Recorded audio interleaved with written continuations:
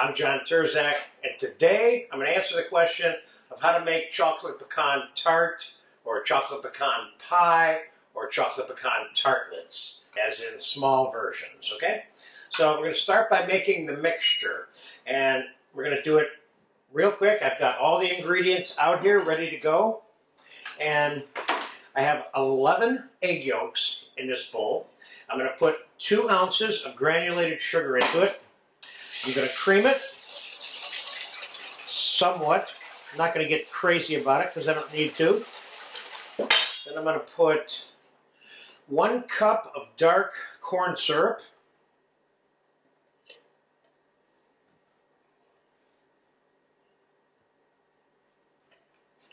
And I am going to put 1 cup of bittersweet chocolate chips, not milk chocolate now.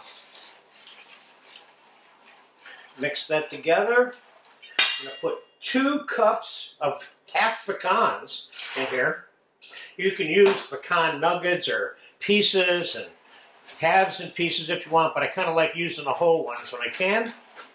And we're going to put a splash of pure vanilla in here, about a tablespoon.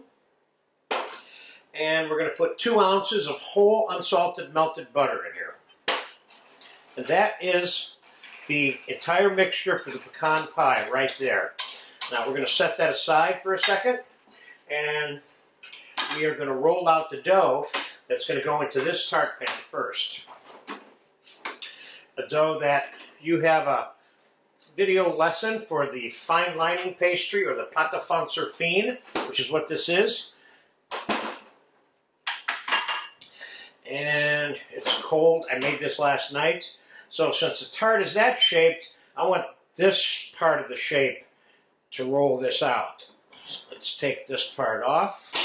Let's put a little bit of flour on the table here. Push that down a little bit.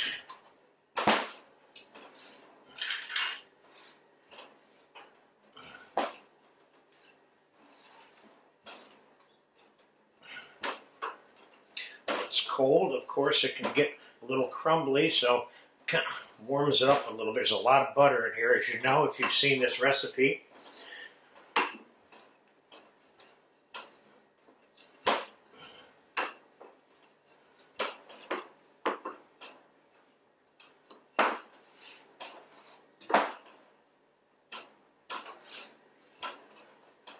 This is one of my favorite tart doughs. It's one of those tart doughs that you can put food into raw and bake it without any par baking of the dough in the shell.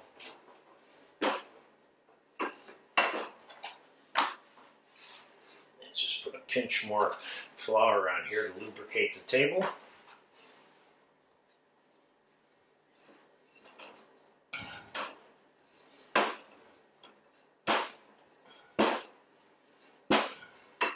See what the size is. We need to make this a little bit longer. And the width is probably just about perfect, but I like a little elbow room. So let's just go like that. See, the great thing about this particular rolling pin is you can put pressure on either side, and that's the part that it rolls at. Unlike a regular flat roller, which only has 1 point of pressure. Okay, let's get this into this.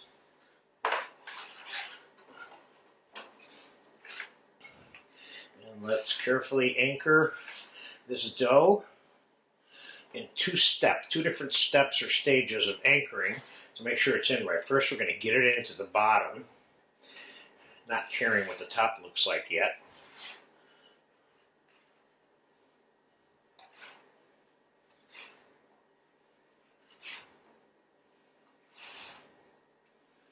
We're going to fold this over slightly so that when I press this, I have a little bit of wall that's slightly higher than the top of the tart pan. So I'm making this tart pan deeper than it normally is by doing this.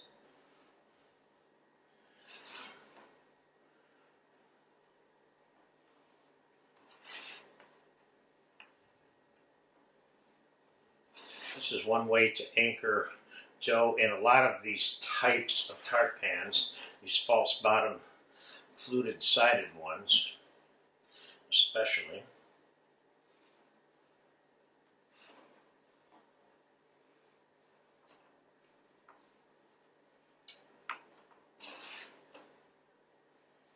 And we can just roll this right over this, make sure it's all cleanly cut.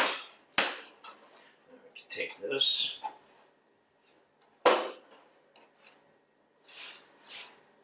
This is good dough and absolutely reusable.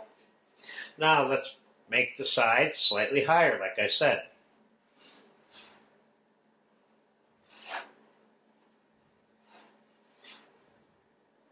This gives you a little more room for product in the tart shell, and it also gives the dough a little bit of room to relax down under the heat without falling below the level of the shell.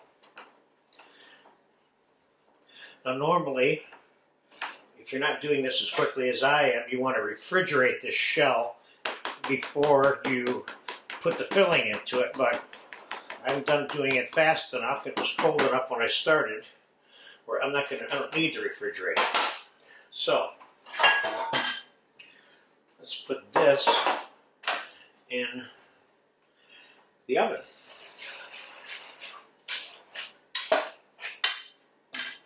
Let's get a ladle for this. So we want this mixture that goes in here to be evenly mixed, because this has a tendency to separate in this bowl. So I'm just mixing it. Now I'm going to quickly ladle it. Look at all those big pecans. I kind of like this over the little pecan pieces, I can tell you that.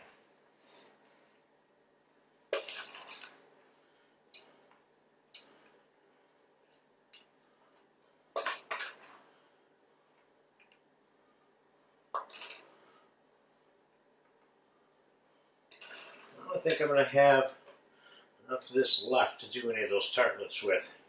I was going to use a 10-inch round, but I'm not. So we're going to just do this tart. You certainly can put this into a tartlet shell or a pie shell, either way, and you're good to go. So I'm going to pop this in the oven, 350, 375. It should take about 35 to 45, possibly 50 minutes. Starts getting too brown on top because the sugar has a tendency to brown. We'll either turn it down slightly or put a sheet of foil over the top to keep the top from browning anymore. So let's get it in the oven. And I'll be back in 35, 40 minutes. We'll take a look at it and see where it is, and I'll bring you up to speed on exactly how long it was baking. See you soon. Okay, it's been about 55 minutes for the chocolate pecan tart. It's looking good. We're taking it out. We're going to put it on the cooling rack, let it cool for a few hours. Then we're going to fast forward and come back and eat some of it with you later. Let's get this out of the oven first.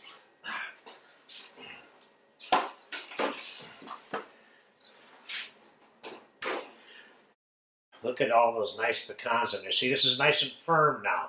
You see? See how the crust is pulling away from the sides of the pan here? I probably shouldn't do this, but you can tell it's pulled away. See how the tart just comes right out of the shell? I don't want to take it out of there quite yet, though, because I want it to cool off first. First, let's get it on this rack.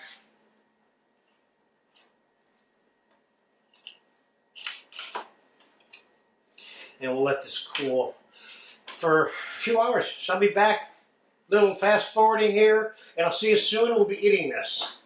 Okay, it's been about an hour and a half. This has been cooling. I checked to see how well it was going to come out. It came out really well on the one end. On this end, I had to take a little knife and just loosen up a couple little spots there. For some reason, it was stuck. But here we go.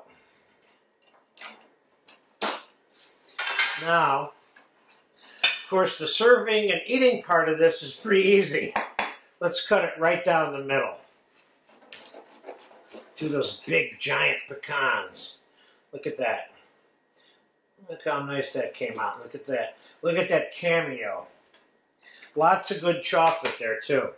So let's cut ourselves a decent portion. And let's powder sugar it over here.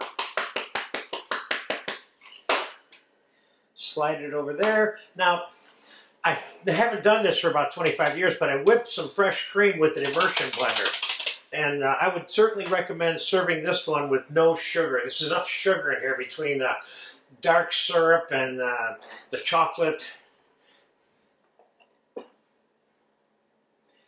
Basically, you don't need anything else with this dessert. Look at that. And one more thing about this, which is nice. The dessert covered up in the refrigerator will last 10 days, no problem, maybe even 2 weeks, but definitely for a week. So you can make this and sit around and eat it for a week. So as soon as that camera stops rolling, we're taking a bite out of this one. Have a good time with this dessert.